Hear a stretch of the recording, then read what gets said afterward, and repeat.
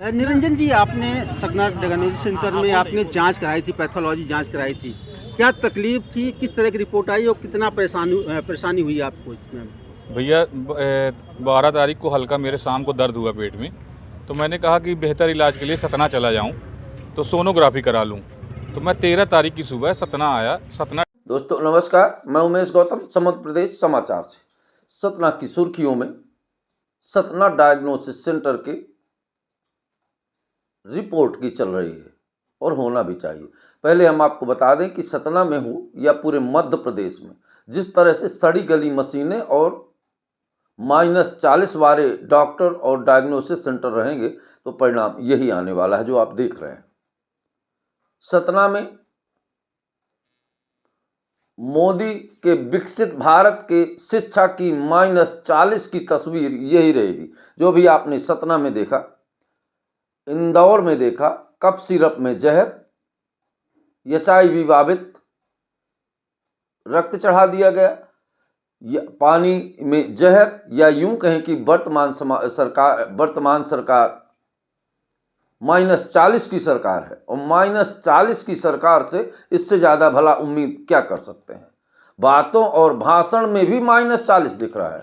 आपको कहीं दिखता हो -+ तो बताइएगा। सतना डायग्नोसिस सेंटर की बात करें या स्वास्थ्य विभाग की बात करें, क्योंकि स्वास्थ्य से ही मनुष्य का जीवन है। आदमी अपना शरीर डॉक्टर को सौंप देता है, वो जहर दे रहा है या दवा, इस बात का उसे अंदाजा भी नहीं होता।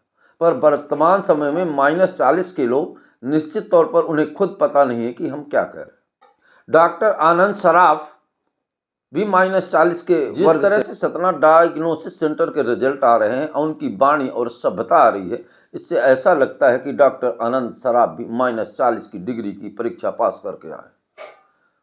आनंद सराफ के यहाँ एक आदमी, पूरी कहानी समझ लीजिए। आनंद सराफ के यहाँ एक आदमी गया और अपनी सोनोग्राफी करवाया। 75 साल के व्यक्ति सोनोग्राफी करवाया। सोनोग्राफी में इन्होंने उसको जो रिपोर्ट दी उसमें यह दर्शाया गया कि आपके पेट में बच्चेदानी है, जबकि वो एक पुरुष है। वो पगलिया आ गया और वो डॉक्टर KL नामदेव को भी दिखाया। उसके बाद पुनः यहाँ आया और डॉक्टर से बात करने लगा। कुछ मीडिया के लोग भी पहुँचे तो वो बल्कि ऊपर से गुंडाई करने लगे। वीडियो में भी दिखाया जाता है कि डॉक्टर के क्लिनिक में ज़बरदस्ती बात करने लगे। फ़ोन पे हमारी बात में भी डॉक्टर आनंद सराफ कह रहे हैं कि फोटो खींचने का किसको अधिकार है, वीडियो बनाने का किसको अधिकार है। मतलब कि आनंद सराफ का डायग्नोसिस सेंटर सार्वजनिक स्थान न होकर एक न्यायालय समझा जाए।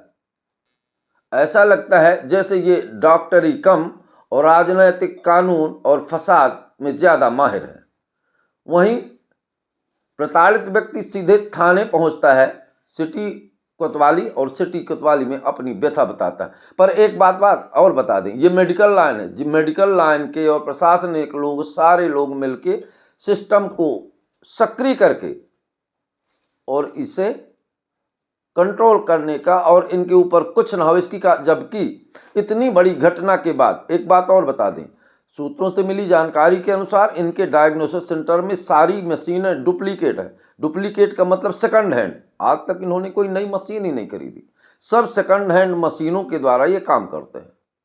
और चूंकि सतना छोटा शहर है, बहुत सारे डायग्नोसिस सेंटर है। हालांकि सतना के बहुत सारे डायग्नोसिस सेंटर में यही रिपोर्ट आती है, अक्सर गलत दे दिया जाता है। सवाल ये है कि यहाँ के डॉक्टर पहले से कागज में दस्तखत किए रहते हैं और उसकी फ़ोटो निकाल के दे देते हैं।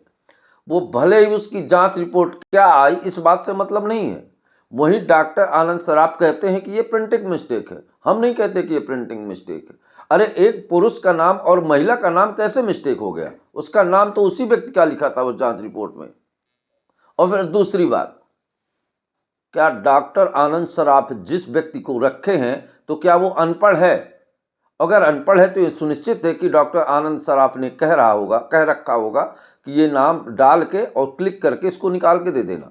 जिसने ये रिपोर्ट दी वो ये भी नहीं जानता कि इसकी रिपोर्ट के अंदर क्या लिखा है। इससे साफ साबित होता है कि ये डायग्नोस्टिक सेंटर नहीं, लूट का अड्डा है।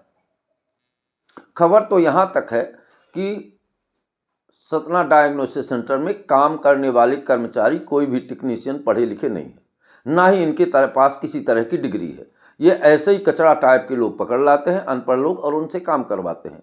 अगर वो व्यक्ति जरा भी पढ़ा लिखा होता तो इतना तो पता चलता कि इस रिपोर्ट के अंदर क्या लिख कर मैं ये प्रिंटिंग मिस्टेक नहीं है, इनके यहाँ का सिस्टम है। सवाल ये है कि पहली बार बात पकड़ में आई, अभी तक लोगों ने ध्यान नहीं दिया, या जहाँ तक जैसे कि डॉक्टरों के पास भी दिखाने गए, किसी डॉक्टर ने इसको बताया था, और जिसने रिपोर्ट दी उसने ये नहीं देखा कि इसके अंदर बच्चेदानी का प्रकरण लिखा है, जबकि ये पुरुष है, पुरुष का नाम सही है, सारी चीज़ें सही है। इससे ये बात तो कई बार इस डायग्नोसिस सेंटर के बारे में उठ चुकी है, इसके अंदर के कर्मचारी अनपढ़ और अयोग्य हैं।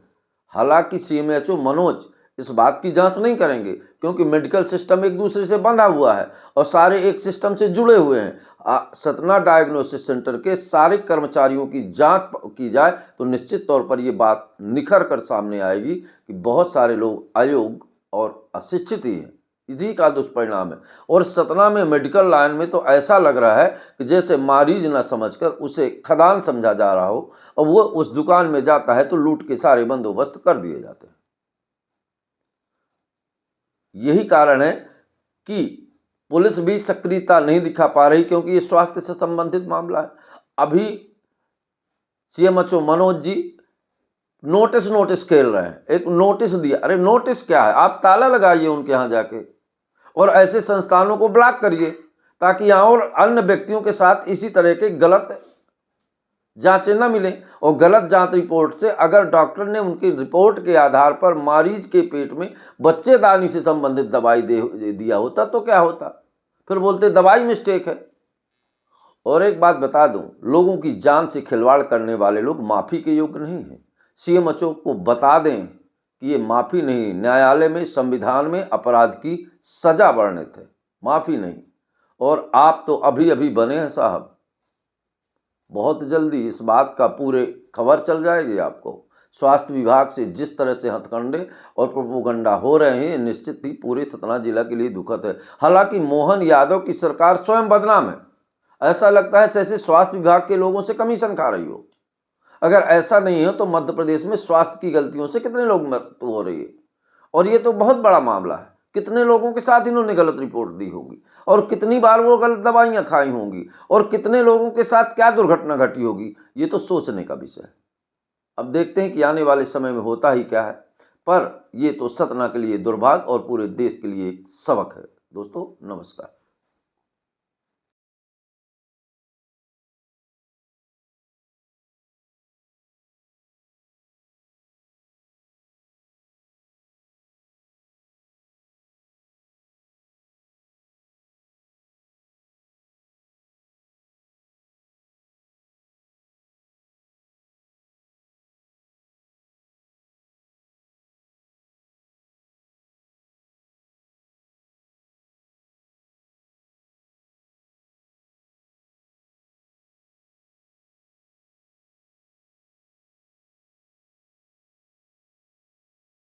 जाते जाते आपको वो लग जाएगा, मैं कुछ प्राइमरी आपको उपचार यहाँ किए तो शायद कुछ आराम लग जाए।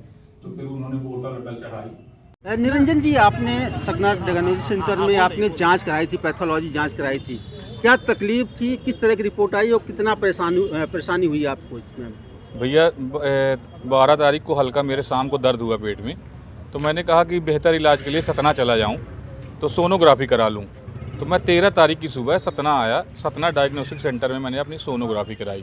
मैंने उनसे बोला कि सोनोग्राफी कर दीजिए, डॉक्टर लिखेंगे ही, तो मैंने सोनोग्राफी कराई।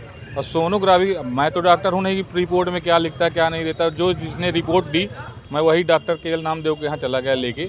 उन्होंने दवाई लिखी, और दवाई लिखने के बाद दर्द मेरे बहुत था, तो मैंने डॉक्टर साहब से बोला सर मेरे को दर्द तकलीफ़ बहुत है।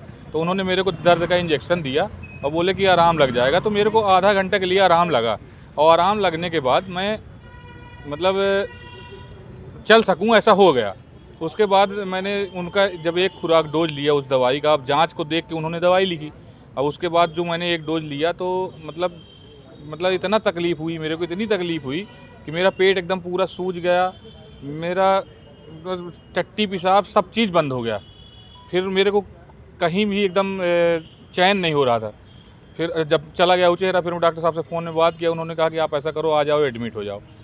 तो मैं बोला ठीक है। अब रात में 12 बजे कहाँ एडमिट, उचेहरा से आना जाना गांव है, इतना वो नहीं है, लेकिन एक सामान्य सा दर्द और इतना आसमान छूने वाला दर्द बना दिया इनकी ये रिपोर्टों ने। अब मेरे को खुद समझ में नहीं आया, फिर बाद में जबलपुर मेरे को जाना पड़ा और अंततः जाके मैं जबलपुर से ठीक हुआ। जबलपुर डॉक्टर ने जब ये आपकी सोनोग्राफी रिपोर्ट देखी, किस तरह की प्रतिक्रिया थी उनकी? अपने ज़िले की बेइज्जती है, कहना तो नहीं चाहिए, लेकिन उसने ये बोला कि मेडिकल क्षेत्र में भी ऐसे बरेदी हैं, मैं समझ नहीं सकता। चूँकि ये सोशल मीडिया में आपका उपहास उड़ाया जा रहा है, सामाजिक प्रतिष्ठा आपकी दांव पे लग गई है, तरह तरह के लोग मजाक उड़ा रहे हैं, तो कहीं ना कहीं मन में ग्लानि हो रही है।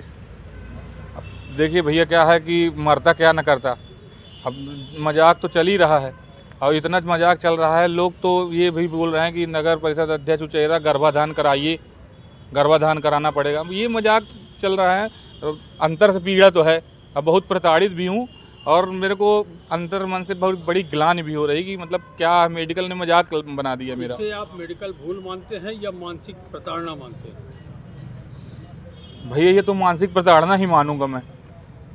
चूँकि आप आज यहाँ पे सिटी कोतवाली पहुँचे हैं, किस तरह की शिकायतें की हैं, क्या कार्रवाई की मांग कर रहे हैं? मैं जब थोड़ा सा स्वस्थ हुआ तो मैंने कहा कि अब देखिए, जब एक घटना पढ़े लिखे के साथ और एक जनप्रतिनिधि के साथ हो सकती है, तो आम लोगों के साथ ये चीज़ें तो समझ लीजिए कि उनके अलंकार हैं। तो मैं जब उचेहरा गया थाना, मैंने कहा कि सर ऐसी ऐसी मेरी बात है, मेरे को शिकायत करना है। तो उन्होंने कहा घटना स्थल सतना का, तो आपको सिटी कोतवाली सतना जाना पड़ेगा। फिर मैं सिटी कोतवाली सतना आया और जो आवेदन है आवेदन दिया और टीआई साहब ने आश्वासन दिया कि भाई हम पहले इसमें जांच करेंगे, मेडिकल काउंसिल से पूछेंगे, डॉक्टरों से पूछेंगे क्या रिपोर्ट है, कैसी रिपोर्ट है, उसके बाद हम कुछ कर पाएंगे। तो हमने आवेदन कर दिया है, उन्होंने आश्वासन दिया कि आवेदन पर आपकी कार्रवाई की मांग करते हैं, क्योंकि आपको मानसिक प्रताड़ना भी हुई, शारीरिक नुकसान भी हुआ। कार्रवाई तो मैं चाहूँगा कि इनका सेंटर, ऐसे लोगों का तो सेंटर बिल्कुल चलना ही नहीं चाहिए, बंद होना चाहिए। और ये अपूर्णीय किसी के ऊपर जो ये कि मान लीजिए मैं मर गया होता तो मेरा परिवार क्या करता, मेरे बच्चे क्या करते, और मेरा घर परिवार सब, मेरी जितनी मतलब कहना चाहिए जो सामाजिक मैंने कमाई की है, सामाजिक क्षेत्र में मेरा काम है, तो सब धरा का धरा रह जाता, कोई मतलब 1 इंच इधर का उधर नहीं होता। और जबकि कोई मतलब मेरे को बीमारी भी नहीं है, मैं ना मेरे को बीपी है, ना मेरे को शुगर है, कुछ भी नहीं है, हल्का सा पेन और अंबर छूने वाला पेन बना दिया इन लोगों ने।